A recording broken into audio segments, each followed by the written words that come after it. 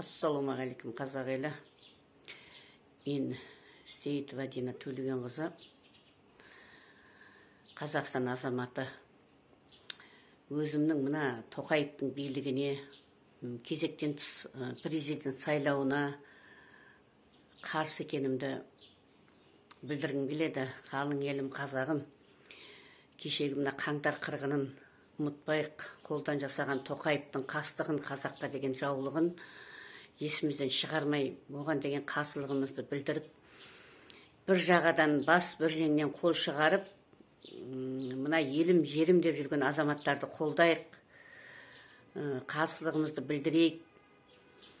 30 жыл Назарбаевтың билігінде отырдық үнсіз. Бас көтерген азаматтарды қырды, жойды, атты, қамады, айдады. Біз ешқандай қолдау көрсеткен жоқпыз оларға.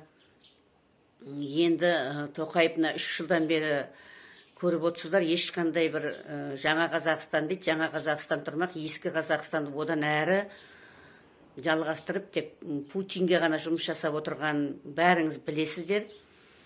Керегі жоқ саммит, керегі жоқ жаңағы бір жиындарын жинап, қайдағы жайдағы жаңағы керегі жоқ дін басшыларын жинап, одан қазаққа келетін түкте пайда да жоқ. Қазаққа келетін одан бір ешқандай бір көмек те жоқ.